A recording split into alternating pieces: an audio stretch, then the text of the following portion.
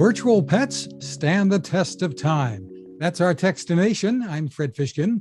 We're happy to have with us Tara Badie and Cisco Maldonado, brand strategists from Bandai America. Thank you for joining us, Tara and Cisco. Thanks for having us. It's great to be on. Well, let's start first with Tamagotchi. First launched how long ago, Tara? It's been a while. Yes, we're so excited. It's going to be 25 years this November. Well, in Japan, it launched 25 years this November 23rd. And next May, it'll be 25 years for North America. So we're really, really excited about this. Yeah, and Digimon launched just 1 year later. Yeah. Wow. So they're it's amazing. 25 years later, these brands are still hotter than ever. And it's very few brands get to have that success and to get to say that. It is to stand the test of time for really technology. Correct. That hasn't really changed a whole lot. I mean, like in terms of like Digimon, they're like 8-bit sprites, right? In terms of original Tama, original the same way. Yeah.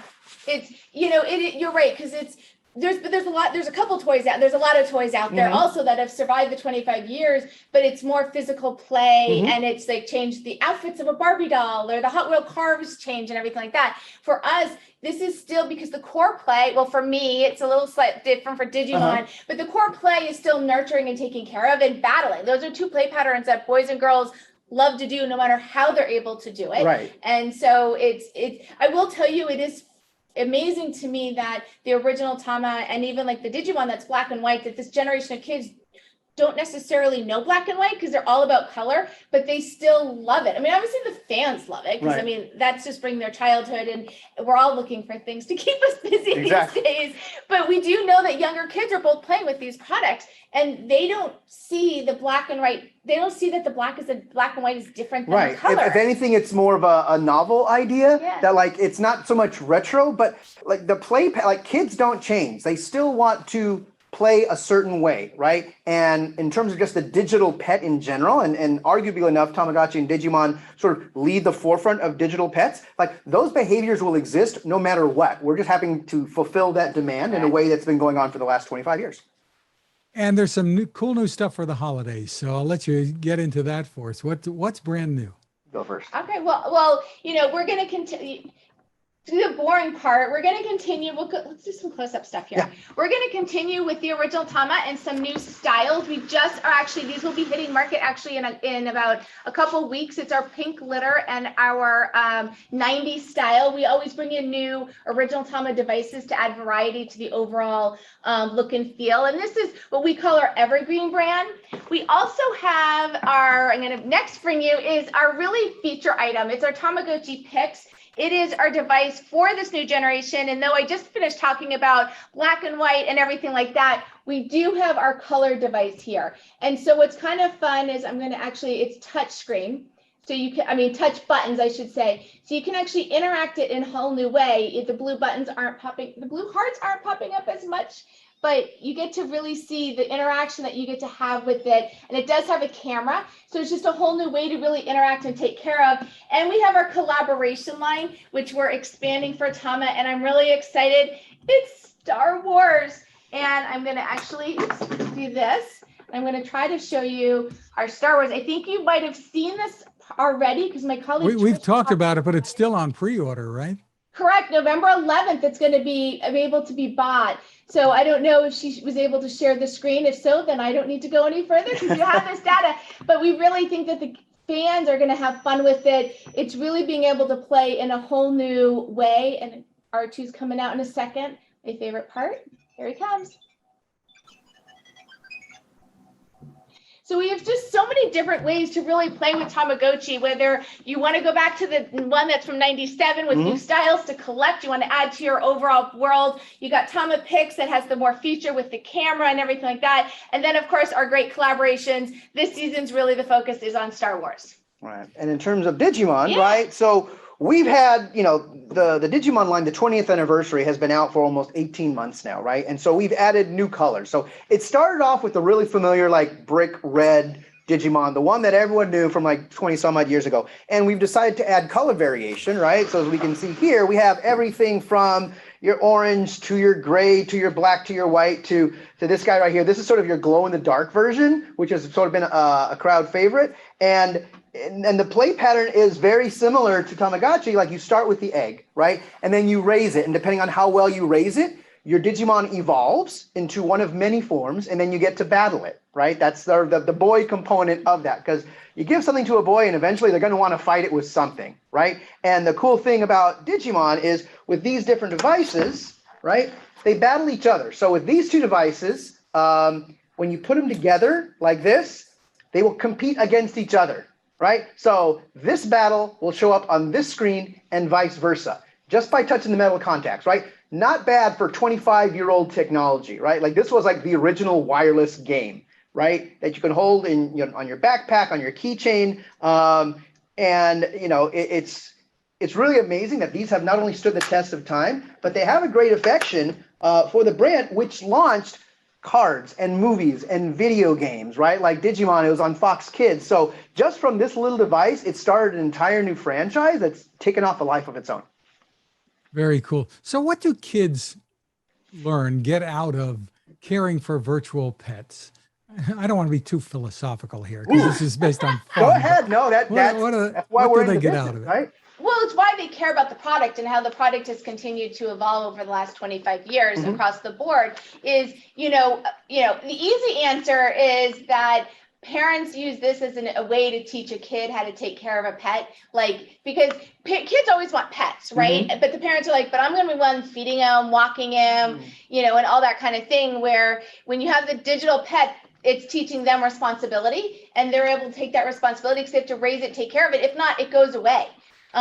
For you guys, it's for Digimon. It's more it's care mistakes. Like if you don't take care of it, it's not a passive thing. Correct. Right? Like once you see this little strip in the back, that turns on the battery and it's alive, right? And you have to take care of it or it will die, right? And it prompts you, it'll make noises, which means you have to take care of it. You have to feed it. If it's in a fight and it gets hurt too bad, you have to take care of it. And I think, and you mentioned like getting philosophical, and I forgot what the term is. There's a psychological term out there that when you do something for somebody, you end up having a greater affinity for the object of that thing, right? If you're watching your friends' pets over the weekend because they're on vacation, you have a greater affinity for those pets once you take care of them. So the mere aspect of a digital pet, that you're doing stuff for something, you have a better relationship with it, and that's going to want you to deal with it even more, and it creates this wonderful feedback loop, which I think is why digital pets are so popular as there are, and the more different varieties they are, it just keeps that newness factor going. Correct. Yeah, because no matter what you do, because there's different, both of these, whether it's characters, monsters, or Tamagotchi characters, everything you do it differently, right? You can't do the same thing day in and day out. Even though I might seem to eat the same food every day, every morning, it's the same meal, I'm still doing something different. And that's what happens. And you do something, even if you seem to do it the same way, you're really not. And you're able to get a different character, or you get to get a different play pattern, and you get sometimes it's different reaction depending on how you do it. So, it does not only teach that responsibility, but it really does also teach those kids what you do affects different things moving forward. Right. And your decisions are important because it actually makes decisions. I hadn't thought about forward. that. Yeah, it's being able to think 2 or 3 steps ahead, right? And as a parent, right, like you would want your kids to think of the consequences of their action. If you don't take care of it, this will happen. Now, granted, the consequence is just like you have to either take the battery out and put it back in again, and then you start all over. That's a cheat, by the way.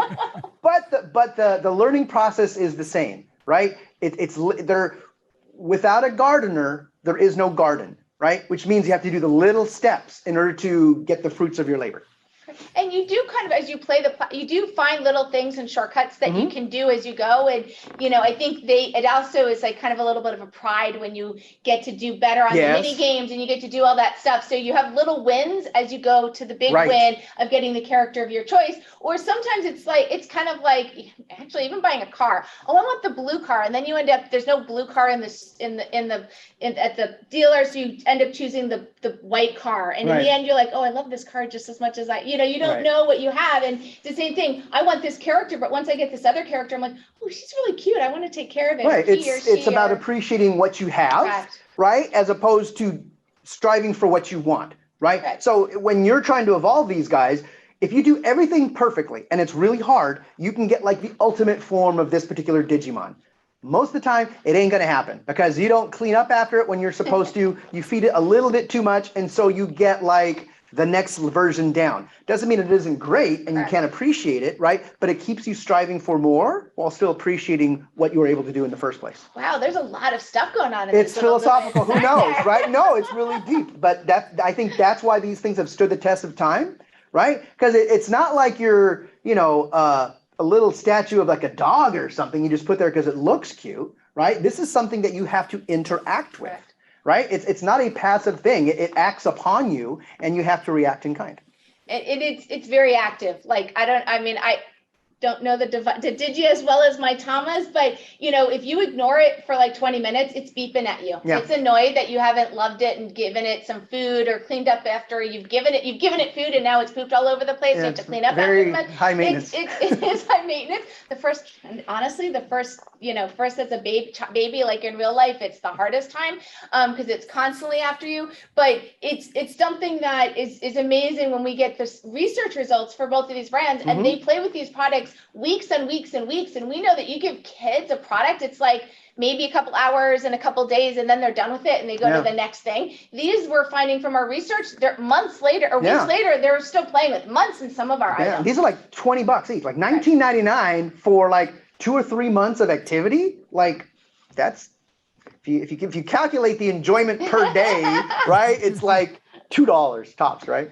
That's a deal. So tell me, I mean, kids today have access to phones, either their own or their parents, and tablets and 65, 70-inch screens hanging on the wall that are 4K or 8K. So why are these, I don't want to say primitive electronic devices, but old school electronic devices? What's the attraction? It's theirs. Yeah. That they can take with them. It's connected with them. It's funny because in our research that we did, like, yes, this is a screen. In theory, these are screens. Parents don't see this as a screen. So this is something that is taking them away from the tablet play and all that, but it's something they own. Like they don't look at it as a video screen. They look at it as something they're taking care of, the little child that they're taking care of. They take it with them. It's the home. It's theirs. They don't have to share. Sometimes they share with their families, but they don't have to. It's theirs that they take care of. And they don't see this as a device. Actually, they see this as the characters that are in it or the monsters that they're fighting that are in it. That's what they see. They see what's inside it, not the physical thing on the outside. Yeah, it's something they can truly own. And whether they put it on their pocket or attach it to their backpack, it's small enough and it's affordable enough that a parent wouldn't think twice about like, oh, either I remember this because I had one, or I know what this is because everyone had one like 25 years ago, and right? I wanted one, and it's at a great price point. And like, yeah, I think it's fun. And then once a kid, and then they're really intuitive, right? Even if you don't have the instructions, you just sort of playing around. Kids are smart. They'll figure it out, right? And then once they see what it does, and then they open up, oh, I can do this and I can do that. Yes, it's primitive, but I don't think it's unsophisticated, right? It can be both. And I also think we have our sister company has video games out there. They have mobile gaming out there of these properties, and they do very well. So there is that world out there. Like these brands do go there, but there's also a place for these because it's something, again, that they can possess themselves. It's not, those are more games. This is more kind of something that they own and they can take care of. Now, there may be some parents who would wonder, okay, they require the care, they require the attention. Is this going to be harmful when it comes to when the kids are at school and when it's time for doing homework? What do you tell them? Well, it depends on what device they have for me. In my Tamagotchi ones, which is the geared to the kids, they actually can put their kid in for play dates. I mean, in for daycare, and it's taken care of while they're gone. We've added that play pattern to that because Daycare. Yeah, we know that back in '97 there were a lot of poor parents that had to like take care of like working and then taking care of their Tamagotchis because they got banned from school. So today's kids, they for these devices, or at least for the Tamagotchis, they do have that capability. For Tama Originals, I keep hearing kids are just bringing them to school, to tell you the truth. Right. I mean, I think in terms of like kids are bringing their phones to school younger and younger, right? And so that issue is never going to go away. And usually it's just the teacher saying like, okay, all your devices are in your backpacks until class is over, lunchtime snack, whatever it might be. That's still going to continue, right? So as far as like the school thing, like it is what it's going to be. And I think it's just, teaching the kid that there are times to study, right? And there are times when you can have your own free time. In terms of like parents, in terms of having to worry about take care of it, like there's a pause switch, right, on these devices. So you can sort of put things on pause and have your animal rest, right? Or you can. For me, there's sounds. You can turn the sound off so it doesn't bother you in the middle of school. For original, again, you can put them in daycare for Tamagotchi. So. Yeah. Terrific. So you talked about pricing a little bit. Tell us about, again, the pricing and where parents can find these and get more info. So putting these all together. all of these, right? $19.99. Like can't get better than that, right? With the Digimon devices, the ones up here are like the original devices. These ones down here is Digimon X. It's like a little bit of a different play pattern, but it's backward compatible and still $20, right? And then Tama Originals are also $19.99. Correct. And so is the Star Wars Tama. They're $19.99 as well. All our collaborations are. And then for Tama Picks, and I'm answering the door right now. I have no idea what the person's doing. Someone just arrived at my door. These are $59.99 for the Tama Picks. Really has the layer of play pattern. It's the color screen. It's the camera. It's the interactive buttons. It's a more layered product versus these other ones. Play is just totally different, and the consumer base is different. What should folks be aware of when it comes to possible supply constraints for the holiday season?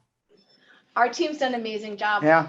Actually. We ordered deep a long time ago. Yeah. So. We're in good shape. We brought the product in. It's sitting not all sitting in. It's at retail right now and getting out to retail. And we've got still stock here. Our supply chain did a really good job making sure we got the product. Yeah, we know industry wide, and I know that you've done interviews as well in terms of like the supply chain and where things are. It's a huge issue. We were talking about this very thing like this time last year, right? And we knew how well these things were doing and how well they will continue to get. And so, we made the educated bet to order heavy now, right, to make sure that we didn't have to worry about it a year from now. Now, whether we sell out outside of the purpose of, from a stock perspective, based on our analysis, based on the research we did on all of our items, we have the stock to fulfill what needs to get done for the holiday season. Now, whether it sells much stronger than we expect, that of course we can't control, but I will say, Cisco is completely correct. We've had this discussion for over a year, and we wanted to make sure we have the product on for our consumers.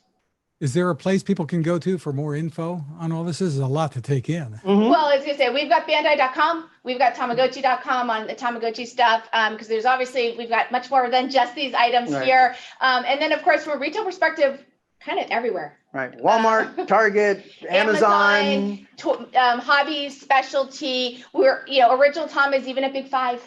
So, you can find all of our products in various places around the world. And all you have to do is just Google it, right? And then you're going to get served up an ad on your right-hand corner anyway. Click on that, and it'll take you to the store. Correct. Is there a counter you guys have? How many of these devices that Bandai has sold? How many we sold? Depends on when you start from. If you start from 25 years ago, you're up to like 90 million? Yeah, it's interesting because the definition of how many we've sold, I think if I go to Japan, they'll tell me I'm at 86 million, but they're looking at the pure original Tamas and the Tama Picks of the world and Tama Meets of Japan, from global perspective, by the way, from when we launched. They don't include the collaborations, they don't include our chibis, they don't include a lot of them in that number. So our overall number is much larger, and every year it's just goes up just a little bit, but it's not really showing everything because they don't, from their world, it's the core products that they're focusing on for Tama. Sorry. And then for Digimon, right? I like to say it's like the younger, cooler brother, which is still a little ways to go because we just re-released it. But in its first initial release, inside of the first few years, it was like 24 million were sold, right? And only within the last 18 months have we re-released these guys, right? And so we're just starting to get on a roll, and I'm hot on our heels. So hopefully this time next year we'll be adding those numbers. But on a global scale, in terms of overall awareness, there are millions of these things out there still. Yeah. Terrific. Tara Badie and Cisco Maldonado, thank you so much for taking the time. you. Thank you.